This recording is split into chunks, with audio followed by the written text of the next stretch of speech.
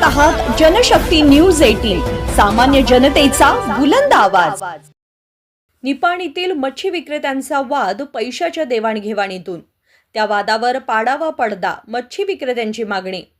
गडहिंग्लजच्या मच्छी विक्रेत्यांचा निपाणीत अनोखा प्रकार, देवाणघेवाणीच्या व्यवहारातील वादाला लागले वेगळेच वळण।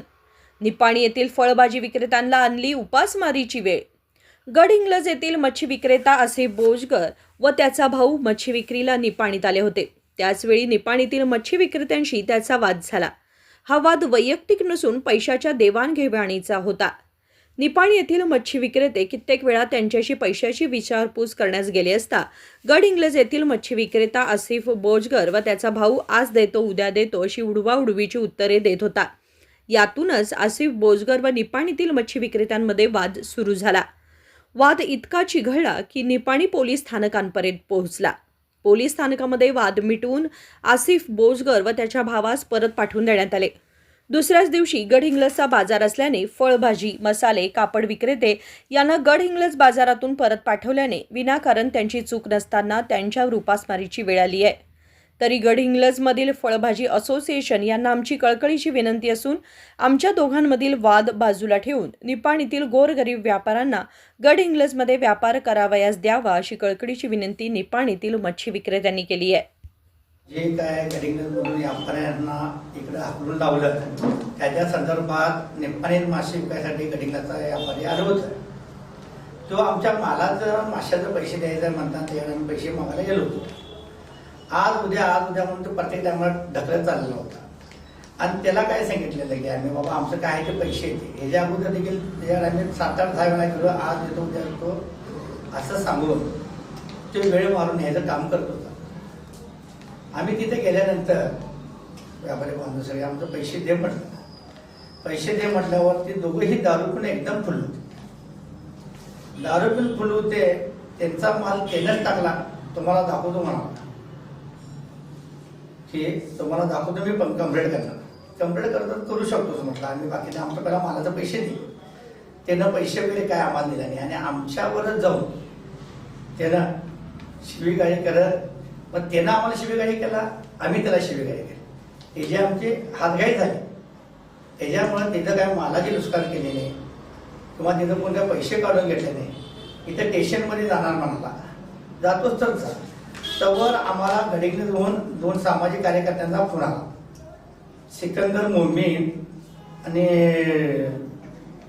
जुनेब मोमीन, त्या बाप लेखांचा, विनायक पडेला नगरसेवकाला, आणि असं आमच्या मासेवाल्याला मारण्यात आले। पण त्यांनी काय म्हटलं कोण मारले काय, इथे निपाणीत या चौकशी करूया। त्यांच्या घरी जाऊन आम्ही बसलो, कोणाच्या नगरसेवक विनायक पडेच्या घरी। हिनी तिकडनं आले, त्या मासेवाल्याला पण बोलून घेतले। मग आमचं 50,000 गेलं, माल गेला, 25,000 लोक गेल्या, काय करता सांगा। आम्ही काय म्हटलं आम्ही काही 1 रुपयाचा त्याचा माल घ्यायला, आमचं तो 13ला द्यायचा, तो आम्हाला धमकी द्यायला, शिवीगाळी करायला, ही जी मेडिकल चेक करूया म्हटलं, तू कंप्लेंट देणार मग दे बाबा, आम्ही तुझी मेडिकल करतो। हे प्रकरण 3 वाजले असणार, रात्री 8-8:30 वाजेपर्यंत स्टेशनमध्ये गुमारलं। पण ती 2 माणसं आले, त्यांच्या संकट पण आमच्या निपाणीतलं बादशाह नालबंद म्हणून तो त्यांचा पाहुणा पण होता आमच्या संग। तिथं गुन्हेवर तिने कंप्लेंट देत असेल, आमची पण क्रॉस कंप्लेंट त्याला आहे म्हटलं, आम्ही क्रॉस कंप्लेंट देणार। तुमच्या कळकळीची विनंती आहे की फ्रूट विक्रेते, भाजी विक्रेते, मसाला विक्रेते, कापड विक्रेते आणि प्लॅस्टिक विक्रेते हे रोज लागून खाणारे लोक आहेत। माझं आणि त्या मासावाल्यांच्या वादासाठी किंवा त्याच्या माझ्या ह्याच्यासाठी ह्या लोकांना भेटी देणं बरोबर नाही। त्याच्यासाठी गडहिंग्लज असोसिएशननं माझा आणि त्याचं हे बाजूला ठेवून पहिला ह्या लोकांचा उदरनिर्वाहाचा प्रश्नाचा विचार करावा, ही माझी त्यांना हात जोडून विनंती आहे। संघटनेला किंवा तिथल्या नेते मंडळींना आमची कळकळीची विनंती आहे की आम्ही काय त्या मुलाशिवाय मी त्याला बोलत नाही, त्यांचा काही भांडणं मारामारीचा काही प्रश्न होता। कधी इथं आता मला इथं एक वेगळ्या पद्धतीने सांगितलं शनिवारी आणि त्यांनी जाऊन एक वेगळं सांगितलं, तुझी नुकसान किती झाले बघ, की 5,000चा माल पण नाही। त्यांच्याच माणसानं काय म्हटलं की राहून सोडून द्या, आणि आम्ही म्हटलं त्याचं 13,000 द्यायचं, त्याच्यामध्ये 5,000 कट करा आणि 8,000 रुपये मग तू नंतर दे, हे पण आम्ही बोललो। माल तिने घ्या म्हणाले ना झालं म्हटलं घेऊन जावा तुमचे तुम्ही.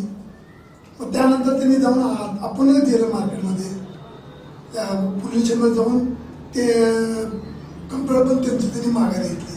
चालू घडामोडीच्या अपडेट जाणून घेण्यासाठी आपल्या जनशक्ती न्यूज 18 चॅनलला सबस्क्राईब जरूर करा, लाईक करा, कमेंट करा, शेअर करा, बेल आयकॉन प्रेस करा आणि नोटिफिकेशन मिळवा.